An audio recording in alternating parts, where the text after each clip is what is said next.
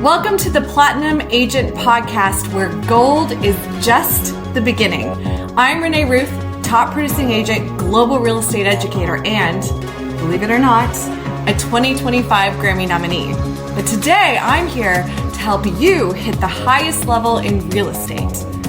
This is the Agent to Agent podcast designed to help you grow, scale, and reach platinum status in your business. Expect powerful strategies, expert insights, and real conversations about what it takes to dominate in real estate. And of course, I'm not doing this alone. My co-host Joshua is here too. He may not talk much, he is a dog after all, but he's got a nose for success and a talent for keeping me on track.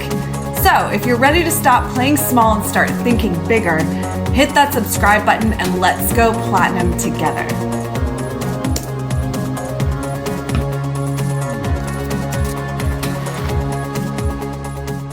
Welcome to Platinum Agent Podcast. My name is Renee Ruth, real estate agent, global educator, and six-time icon agent. I'll be hosting this podcast today where we go over strategies, expert interviews, and focus on mindset ideas to help agents elevate their business and their brand beyond the gold and to a gold standard. And I can't even be more excited to have Joe on this call. Joe, you actually are a Marine Corps vet. So first and foremost, thank you for your service. But you're also in serving from 2012 to 2017 and winning medals in that avenue.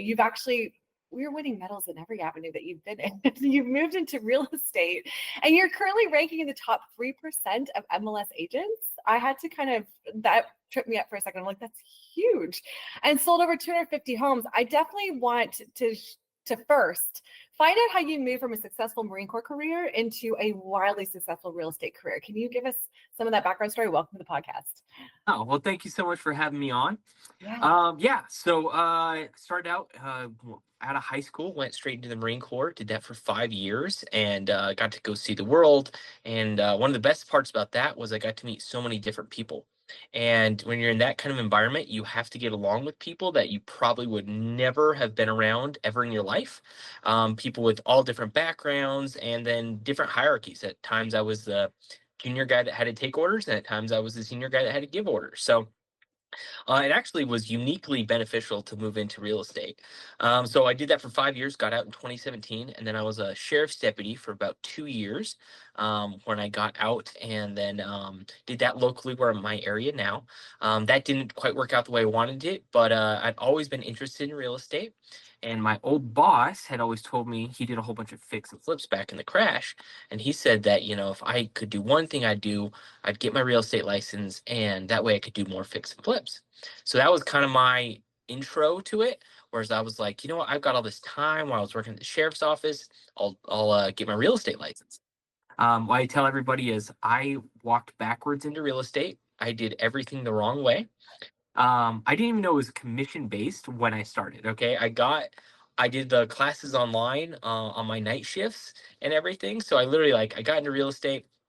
I took around a printed out copy of my resume to all the brokerages, like, hey, are you guys hiring?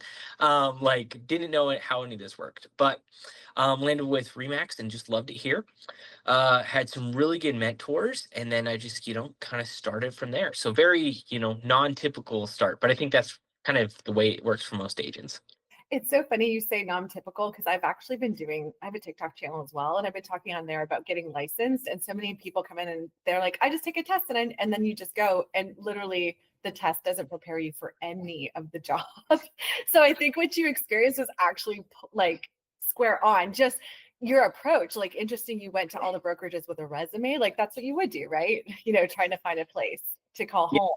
I like your story because you said, this is something we want to talk about, the flipping of the houses. I've never done that, right? So that's never even been an interest for me, but I do know and have met so many agents that come into this industry wanting to do investment properties, build that portfolio. Can you share a little bit of what you learned? Because they planted the seed for flipping. And then what was it like when you got in, and what's it like now? Well, I just like a lot of people had watched way too much HGTV and thought flipping was just finding a house that needed some, paint and flooring and making a whole bunch of money. And that was my initial thought, right? And then I got into it, and what's funny was the first 3 years I was a new agent, just trying to figure stuff out. COVID was happening towards the end of that 3 years, and I was like just trying to figure out where I was doing, and it had a lot of success. But what I kept finding was there were houses that were like, in my market, FHA and VAs are, used a lot for the loan types. But there's a lot of agents that would list properties that just needed a little bit of paint or a little bit of carpet or just a little bit of something to make it go that, and they could sell it for $20,000 or $40,000 more. And I was like scratching my head trying to figure out like, why are you leaving money on the table? Like, so, and I kept doing deals where I'd come into those and I would go get a painter to come out and paint it, and then we could get the loan to work, or, things like that. And then I stumbled upon a for sale by owner because I was, cold calling and doing all the stuff you're supposed to do, right? And got him to list with me. Well, I got his house sold, and it was all, he didn't own anything on it. So he was all cash, had about $200,000. And then I came across a deal on Craigslist of all places. And it was a tired landlord that hadn't gotten rent for this place in 2 years because he had bad tenants. So he had listed this house on an ad without a picture on Craigslist for $70,000. Now it was worth about 140, 150,000 in its current condition. But anyway, so I called this guy. He hears I'm a real estate agent, hangs up on me, won't do it. So I called this landlord that I knew, and I was like, "Hey, I know you have the money. You need to go like hound this guy down and get this house." So he calls him. Ended up being a really good thing. He got owner financing on it too, so he didn't even have to give him money until he got the tenants out. He talked to me. I helped him do a cash for keys, and we got the bad renters out. Right. He ended up renting that property for just over a year and put about $20,000 into it, and then we sold it the following year for $200,000. So he made like $100,000, and I was like, wow. And that kind of sparked in me again, like, oh yeah, I should be looking into this for myself. Like I never even had really thought about doing it for myself. And then I had a local lender that I'd use for all these loans and stuff, and we were both making pretty good money because we were doing all these loans together. And he's like, well, hey man, you find another one of those, you call me, we'll do it. And so then about 3 months later, I found another one, and it was off market, and it was a manufactured home that, but could do all the things. And we ended up buying it. I ended up selling those people a house, so I made more on that commission than the flip we did. But I was able to help them sell their house, buy another house. We took their house and flipped it and made a little money. And then we've done, I think, 24 so far. So, and that's just been in since 2020. That is incredible. I know anyone listening to this that has been an agent thinking about flipping is going to eat this up. So, keeping in this topic, what would be that was 2020. So, what would be kind of the challenges and the hurdles you've seen in 2025 or even 2024 when it comes to opportunities for flipping houses? Yeah, so I mean, a lot of challenges because we're kind of battling. Back then, people didn't think real estate was quite the investment that it is, or maybe it was just my naivety about it. But so now at the point we're at is people think that their houses are worth way more than they are. But we've still been able to. I just bought one off market last Friday, so this is March of 2025, and I got one off market. And again, it's about, I think now it's not so much about just getting a dilapidated property that needs everything done to it. It's also about finding ways to make money, like ways, like little niches to know about. So we do a lot of manufacturers here, whether they've been moved or not moved, and all that kind of stuff has factors in it. Well, for this particular deal, one of the things I know is I'm a veteran, so you can use a VA loan on a manufacturer that's been moved more than once. So so most of the time when they get moved, all the value's gone. Like you can't really get a normal loan on it and all this other stuff.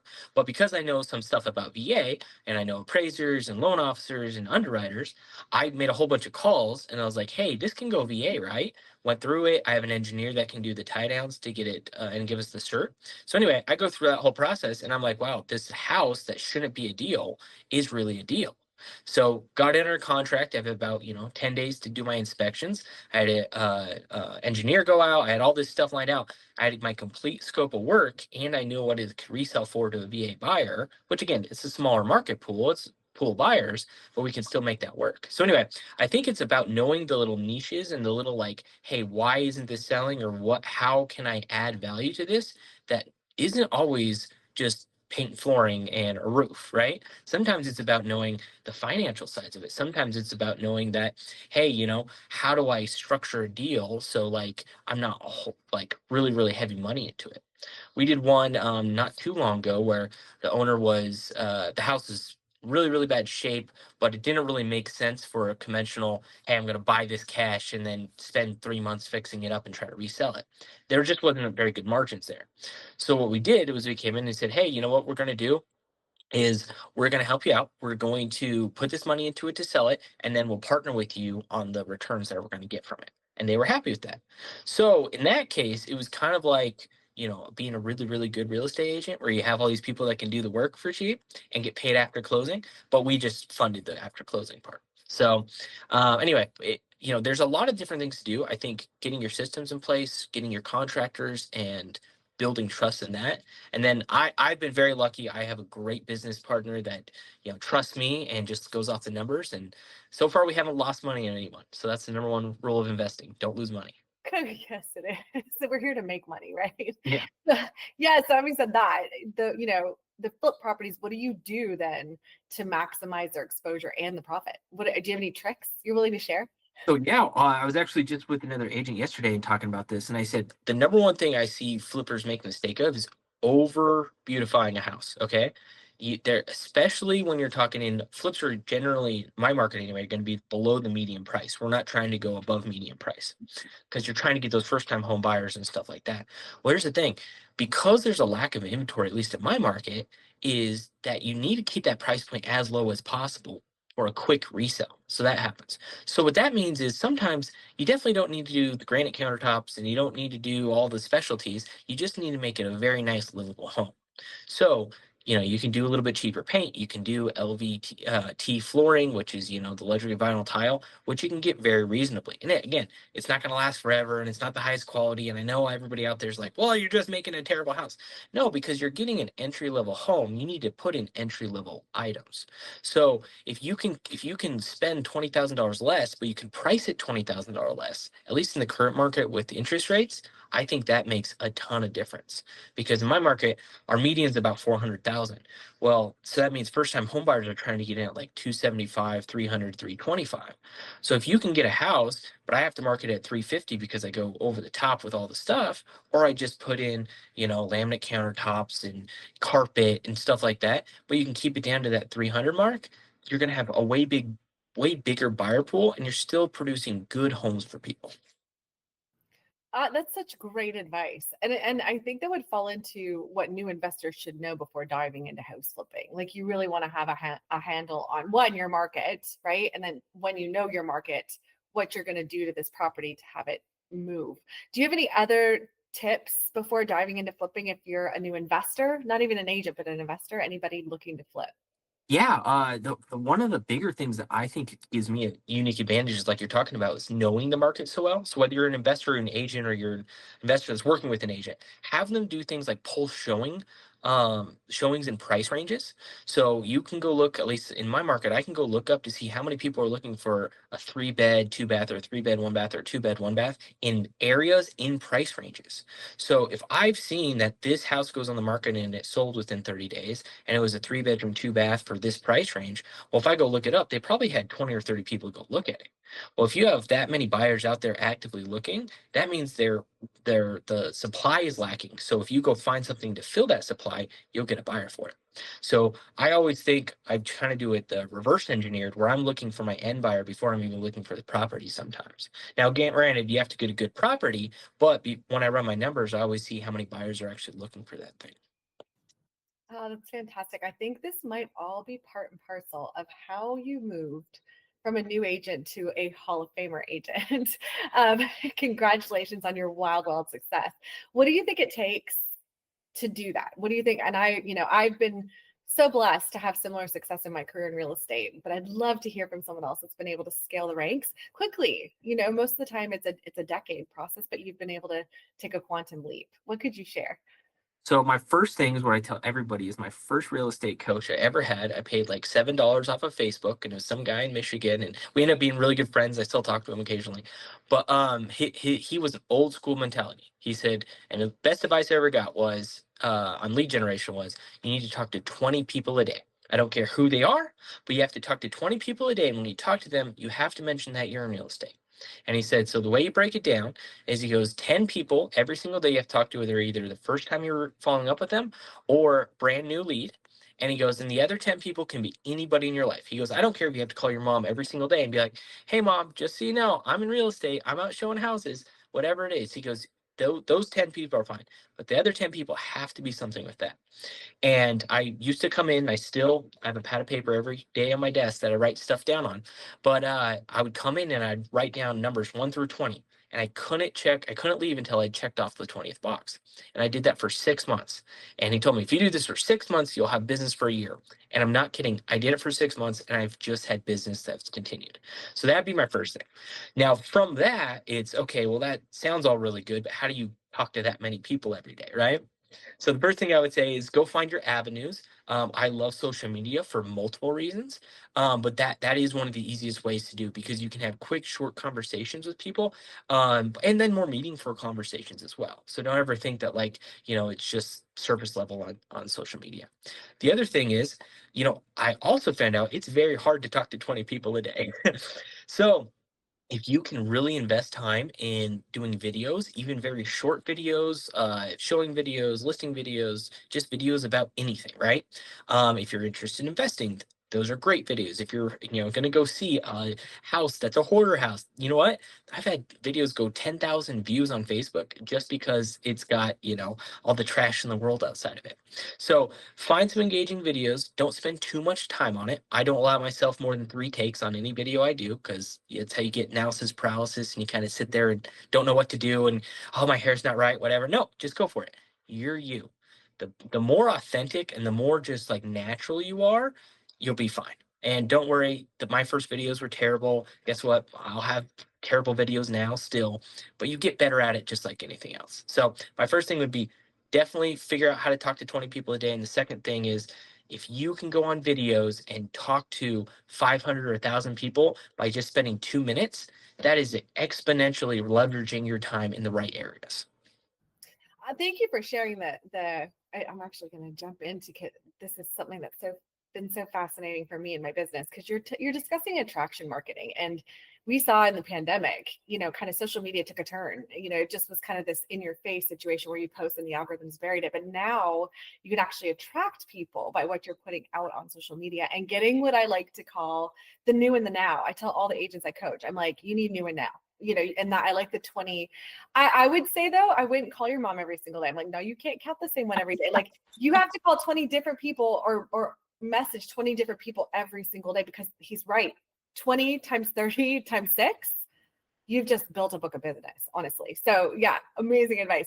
But jumping over really quick to Facebook and kind of this idea of creating videos, I think we do get analysis paralysis and often imposter syndrome too. You feel like you don't know enough and you can't open your mouth. And so you sit there and waste time, right? Where sometimes it's better to just do something than do nothing. And like you said, over time, it'll grow. So I'd love to know could you expand further on what agents could do to leverage Facebook and maybe Facebook groups or anything in Facebook to generate leads and build credibility? Yeah, of course. So first thing is I do so much in my local groups, and I don't care if you're in a town of 5,000 people or you're in Houston with millions of people, right? Or whatever city has millions of people in it. Is your local Facebook groups are going to be astronomically advantageous to get into and start posting in there for 2 reasons. The first one is they're local. Like, how do you go talk to thousands of people that are local in your area and you know that they're local? You go post in local Facebook groups. So there's a whole bunch of stuff you can do with this. What I would say is what you should do is sit down, get a spreadsheet out, love spreadsheets, and go onto Facebook and look up all the groups that are just your city's name or your county's name or something like that, and put them in a spreadsheet, right? Every single one that says buy, sell, trade, classified, anything to do with anything, right? You're looking for the ones that have probably 10,000 plus people. Some will have, 30, 50, 80,000, and some will have, maybe it's a smaller market, but it's really niche, like a neighborhood or an HOA or something like that you want to be in. Go find those. Now, don't join every single one every day, but go join 5 to 7 every day. If you do that for about 3 weeks, you'll be in a ton of these groups. Okay. Another thing you can do is you can go in and you can see the metrics behind it, how many people are posting every day, how many people are active every day, and you kind of get this feeling of, hey, and I mean, if you're in any of these, most likely you're in a few of them already, you see the people that are getting the traction stuff from. Okay, so I started posting in all these ones because I was like, well, there's these groups that are 30, 40, 50,000 members in my local area. Well, guess what? Those are all locals. Well, that's who your audience is. So post videos in there, post engaging content. I love to do just little things like to spice it up. If you know who Gary Vaynerchuk is, his Jab, Jab, Jab, Right Hook is a great book. But he talks about like you got to give, give, give before you ask for anything. Okay. So I like to do a whole bunch of videos on just random stuff, but also I love to do things like I did this one. Now I'm in a little, a medium-sized town in Colorado. There's about 100,000 people in the county. We have 3 sushi restaurants, okay? Only 3 places serve sushi. But I put up, what's your favorite sushi restaurant in one of the groups? It had over 230 comments, okay? People taking the same 3 different places, okay? So just do something like that. What's the best burrito in town? What's the best burger in town? Hey, it's my cheat meal this Friday. What should I go get? People will come out of the woodworks to give you their opinion. So do get engaging posts like that because it'll boost your algorithm. It'll push you out to more people, and then you go throw in some real estate content. Then you go throw in some personal stuff. Then you go throw in an event you're doing. Any stuff like this, you'll just get a ton of people to see you. So I started this a few years ago, and if you can do this, this is the biggest tip you're going to get on from here today. Not everybody can do this, but if you can do this, this is amazing. So go find a Facebook group that has more than 10,000 people or whatever good numbers in your market that has good people in it, okay? That has good activity. Go message the admin and ask if you can help admin it or if you can be a moderator, okay? What that does is it gives you a few extra tools, but one of the coolest things about it is I end up usually buying these groups or offering to buy these groups. Now people go, you buy a group, what does that mean? And I said, what I tell them is, hey, I want to advertise on here just like it's a bus bench. You know, the big ad tops of them. I want to put all my face and stuff here. So what I would like to do is become the actual admin for this, and I'll pay you X amount of dollars, and we, figure that out depending on your market and stuff. And a lot of times they'll do it. Not everybody. Some people think it's weird. That's why I'm like, well, no problem. These groups are very time intensive to keep them clean and filter out the spam and everything. But I would still like to be a moderator or an admin if not. And a lot of times they'll say, yeah, because they always need help. And if you've been posting in there and show that you're a genuine person that's in the community, a lot of times they'll let you do it. So it doesn't take a lot of time, or it can take a lot of time. Don't let it take a lot of time. I spend about 10 minutes every single day jumping in probably about 7 to 8 groups in my market and just adding all the people that are joining the group. Okay. So I own one of the biggest ones in my market. It's about 90,000 people. And we get somewhere between 20 to 100 people that try to get added to it every single day. Now, a good portion of that's going to be spam, bots, and all that kind of stuff. But that's okay because I just, weed out all those, put on a tunes. It takes about 10 minutes and you can go through all these groups. So anyway, and then I own several in my market.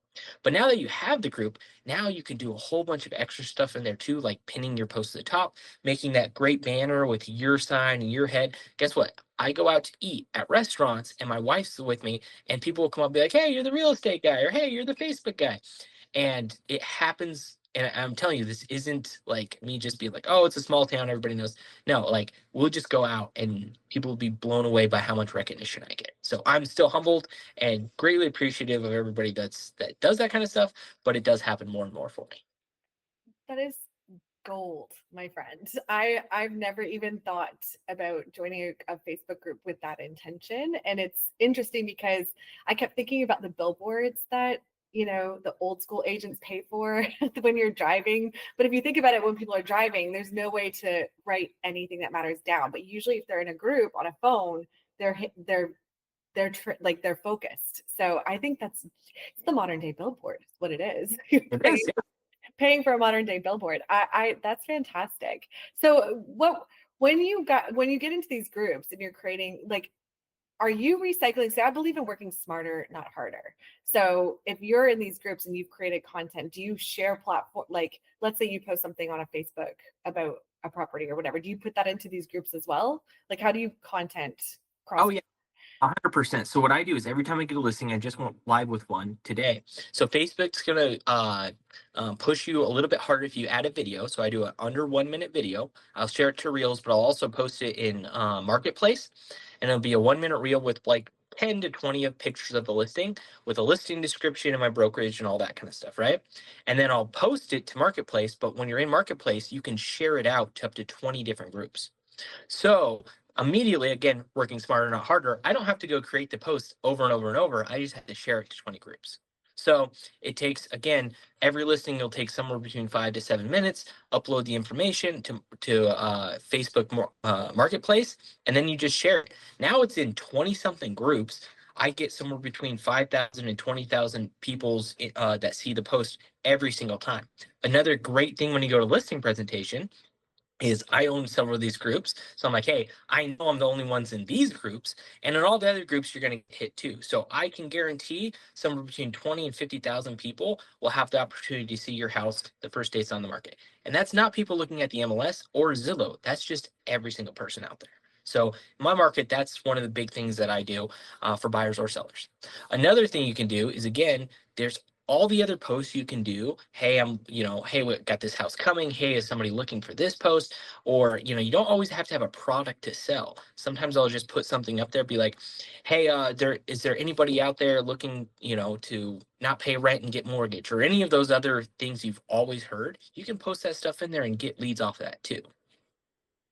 I love that. So you're taking, like, even if we consume, whether we like it or not, we sit and scroll on our feeds, right? So as you're consuming, you can get these ideas for what to post in these groups because you're seeing the chatter. Like, oh, this is a hot topic. Let's start a conversation. You do end up with some people that can get polarizing. To be careful, but Oh yeah. But again, going back to talking to 20 people a day, if that's your goal, what the easiest thing to do is post a question about real estate. Hey, post a poll in one of these groups. You can do polls in groups where you can't do it on your normal Facebook, which is actually kind of cool. And you can put something like, if what's stopping you from selling your house and moving, or what's stopping you from upgrading to a bigger house? And then you can have things like, well, my house needs work, or the interest rates are too high, or whatever, right? You can get a whole bunch of engagement, whether it's positive or negative. Don't always lean into the negative, but sometimes it's good too, right? But you can get a lot of conversations and show your knowledge, show your personality, show that you actually are the subject matter expert in your market. So sometimes it's really, really good to just do stuff like that. so I'm so thankful that you're sharing this. I really hope this podcast gets heard over and over again. I've always said very successful people who live in a creative space are never afraid to share their secrets, because the secrets to success, because we know that sharing and that collaboration just brings more success to us versus, oftentimes very successful people will hold their cards close. And you are not one of those people. And I'm so thankful to have you on this call. I want to actually, or the podcast, I should say, I want to actually ask another question. So here we're talking about great ways to generate leads, great ways to establish your brand in the market, great ways to show that you're an authority in the real estate world in your market. What do you do then when so you're talking about these comments and people are engaging, and these are your new 20, right? 20 cold people. What do you do to turn that cold lead into a committed client? What's your process? So the first thing is just taking it off the comments, right? If somebody's commenting or something, send them a friend request. You can have up to 5,000 friends and you can still send them a message. Or now a lot of times I'm like, hey, message me, because Facebook's like, you can't add them as a friend. And if you message them, anyway, but you say, hey, message me and I'll talk to you about this, or message me for more information or something like that, right? And then people will message you. Then again, conversation is, so I define a conversation as it has to be 3 back and forths, and I have to mention them in real estate. That was one of my check marks. So when they message you, you just get in a conversation and just treat them like a human. Every single person that's messaged you is a real person. So just take in, again, you can have 20 of these conversations going at the same time, so you can leverage your time while still being authentic and having a real connection. So what you do is you just message, you just talking, hey, whatever we were talking about, first time home buyer stuff, you don't have to have a big down payment. Hey, I want to list my house, but there's a whole bunch of stuff going on that, isn't good. Or, hey, I'm inheriting this property and, blah, blah, blah. Whatever the conversation is, just go into it and just ask some questions, right? People love to talk about themselves, and that's how you actually learn information. Is not, hey, I'm awesome, I sell this many houses, let me come over and do a listing presentation. No, no, no, no. What's going on? How's it going? What's the problem? Like, we make money as real estate agents, or most professions, by solving problems. So the first thing to do, uncover those problems. What's happening? Why is it not working? What is it that even made you start this conversation? When you have those questions out there, somebody, we get a new conversation on whatever the topic is, you just be real, ask them questions. Once they've answered a few, then you can ask your questions, right? Hey, oh, I see this. Well, hey, I've actually dealt with this before. Have you talked to so and so? Or hey, I know so and so that can help you with that. Or, well, let me come see, because I can tell you all the time. I get people be like, oh, my house needs so much work before I list it. And I'm like, well, let me come see. And you go over there, and this is like the nicest house you've ever walked in, but there's a couple scuff marks, or like the dog scraped up the back fence, and they don't think it can sell now, or they think they're gonna have to put $10,000 into it.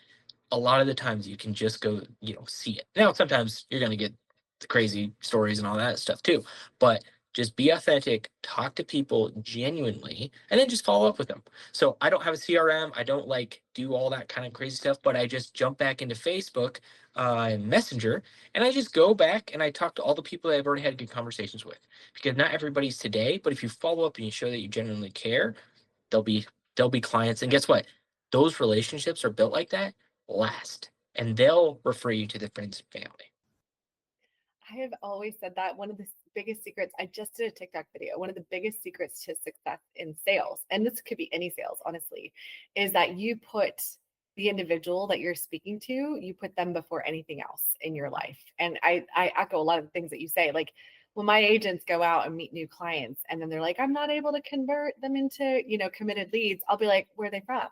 Where do they live right now? Where do their kids go to school? How old are their kids? And if they know now, if they don't know the answers to those questions, they failed. I literally like, you failed. This is a test, you just failed. Because you don't need, I see so many agents talking about you have, your accolades, you've shared your wins and your successes and Remax, and you could probably splash that everywhere. But that doesn't mean something to the average client. They don't understand what the top 3% of MLS means. They don't, these numbers mean only something to us as agents, right? So I also didn't know I was top 3% MLS, so thank you for letting me know that. So apparently my people do some digging. Hey, cool. And they found us some stuff on you, which is mad props, man. That's phenomenal. But again, we could post that and make constant posts about that, and then patting ourselves on the back. Or I love your approach where instead you're getting into these groups and providing value to any buyer and seller that's in your sphere, right? Whatever you could reach, whether it's digitally or in person. Go ahead. Touch on that. One of the things I think is so funny is we're one of the rare instances where we promote ourselves so much as real estate agents, right? If I walk in a car lot and a guy walks up and he goes, hey, I was salesman of the year and I sold 79,000 cars last year, I'd be like, okay, cool. That doesn't matter to me because it has nothing to do with the car I'm looking at, right? So I get this all the time. I go into, listing presentations, and I never assume they talk to another agent. I just go in and just act like a normal person, right? And what I've found out by people that have sat through multiple ones is a lot of times they're like, well, what about you? Because we get to the end and I've just talked about them. I've just talked about their house. I just talked about I've got a few things in there if they really care about it. But I'm usually like, hey, we're going to do professional photos. And I list off all the stuff we're going to do for them, right? But they're like, well, so-and-so said this and this. And I'm like, oh, well, I've got this other packet I can talk about myself, but do you really care?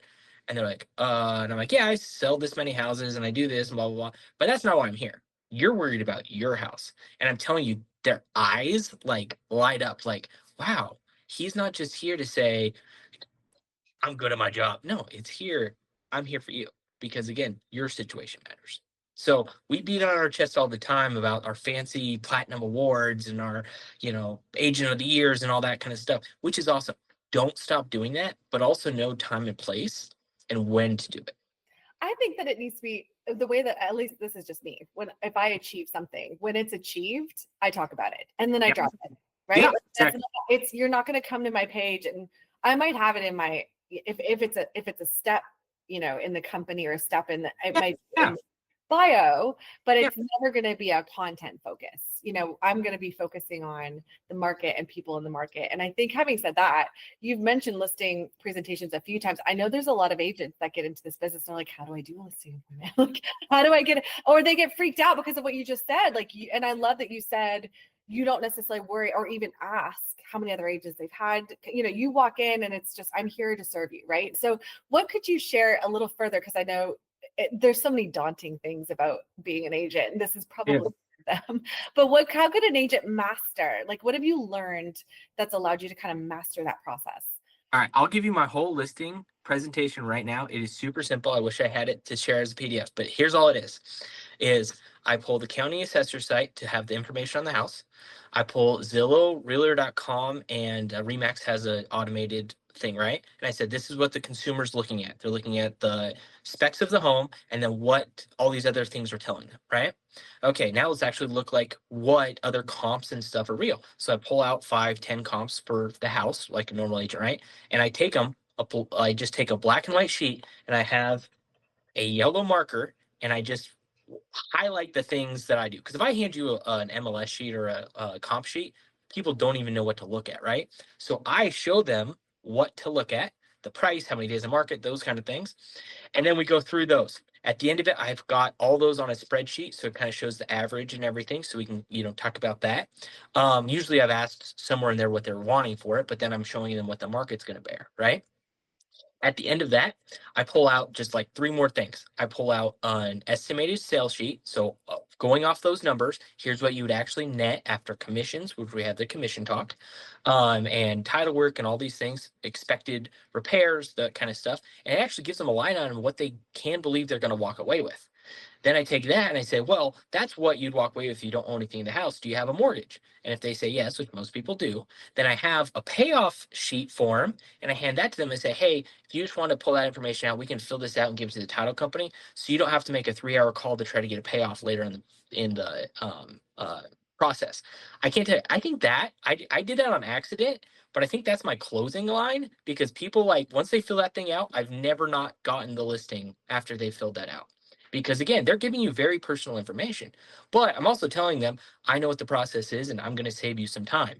And I don't do it as like, oh yeah, I'm so good at this. No, I just say, hey, matter of factly, hey, if you got that loan number, we can just fill this out, send it to the title company. Once we get a contract on it, they'll send it in. You don't have to spend a day on the phone. And they're like, great. Then the last thing I do is, remember I was talking a little bit about, you can pull how many people are showing in that price range, right? So I go and download the list of all the ones, and we just have the ones for for the listings at my brokerage. But we're a big brokerage, so we get a lot of them, right? Well, I take it in there. Usually, depending on how you manipulate it, you can have between 3 and 5 pages of active buyers that are looking for that house. Well, I take that in there. Nobody takes that in there. And now I've been doing this for about a year, and I can say roughly 40% of the houses I list get sold off of that list because those are active buyers in the market looking for this type of house. So what I say is, hey, wouldn't it be awesome to know who's looking for a house like yours? And I go, yeah. So I pull out this list and I flip through it and I go, okay, so the first day this goes on the market, I'm going to email every single one of these agents, and the ones that I know I'm probably going to call and I'm going to let them know about your house. And guess what? We have so many more showings the first day on market because I'm hitting the people that probably are looking at this. Everybody's looking at the MLS, but all those agents are getting an email and some of them a phone call about a house that their buyers are actually looking for. You tell sellers that, I'm telling you, they sit back and they go, wow. Then, I sell a lot of houses and all that cool stuff. But I just think those are a few things that if you can do them in your market, you'd be really steps ahead. The list that you're getting of potential buyers, I know for any tech challenged agent that's listening, like, where do you get this list? Like, how do you find like, where does that we have Showing Time. I don't know if everybody has Showing Time out there, but it's just the showing app. So whatever, it's probably have through your brokerage or something like that. So a lot of times that's where I get it. Like, out of the MLS, you could actually get the showing time documentation of what's been shown. So if you just go into the Showing Time website, Yes. reports on active or reports on comparable properties. Yeah. And I just pull that list and I go back 90 days and you just put the parameters in there and you can put rooms and area and price range and all that. Mm-hmm. So that's incredible. And now it makes me wish my area used showing time more. We're about 50-50, but 50% of data is better than no data. So that's a great, that's. Well, one of the things is this is just the buyers that are looking at listings in my office, right? Oh, right. And we're about 20-25% of the market share. So we're a big office, but it doesn't mean we're getting everybody. That's right. So there's a broad, even broader. Yeah.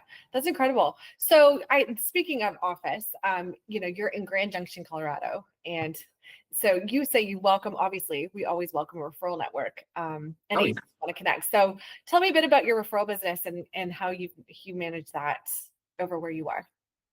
Yeah. I mean, I've done, this is probably, several podcasts I've been on and other people I've talked to, but yeah, I get a good amount. We're not the biggest destination to get moved to, but I definitely get a good amount of people that reach out, whether it's through some of the veteran stuff I do, or it's just other agents that are looking for the market. And so I've helped probably like 3 to 5 people every single year from out of the market that come here. I've got a guys that were just their local Virginian vets that I just had on my previous podcast. You guys should connect. I feel like in military, there's a family there that most of us don't get to participate in, and us civilians don't get to be part of. But yeah, I think that's fantastic. So if there's an agent wanting to connect with you for collaboration and insights, how could they go about besides reaching out to your name from my podcast? I would just call or email me or message me on Facebook. Very active on there. Yeah, so my number is 970-462-5154, and it's Joseph Silzell at Gmail. That's it. So either way, just reach out. And yeah, I probably jump on a call every month, every other month with agents that reach out. So not too many people do, but when they do, I just kind of walk them through some of this stuff. I really hope after this podcast and they hear all the expertise and the gold that you've been willing to share that grows for you. And I think if anybody's looking to buy or sell in the Colorado area, they can do the same thing. I say Colorado like the entire state, but you know what I'm saying? You probably would work the whole state if you could. They could reach out to you the same way. So Joe, I'm so happy to have had you on here. I'm so grateful that you shared all of what you shared. I almost want to be like, do you have documents you can have me attached to this podcast? But thank you so much for coming and sharing your wisdom. I'm so grateful. Hey, I just want to say I'm humbled and very blessed to have you reached out and have me on here. I really hope this reaches the right people. But again, everybody, this is a great podcast. Listen to it. Get all the stuff. Go follow her on TikTok and Instagram. Like, this is the place to be to get all the great tips. And clearly, you've been a part of that. So thank you so much. Have a really great rest of your week. And thanks again. That's it for this episode of Platinum Agent Podcast. If you're ready to take your business beyond gold and into platinum, let's connect. Reach out to me at this email, Renee@ReneeRuthOfficial.com, and we'll make something happen. Don't forget, hit subscribe because Joshua and I will be back with more insights. Until then, go platinum.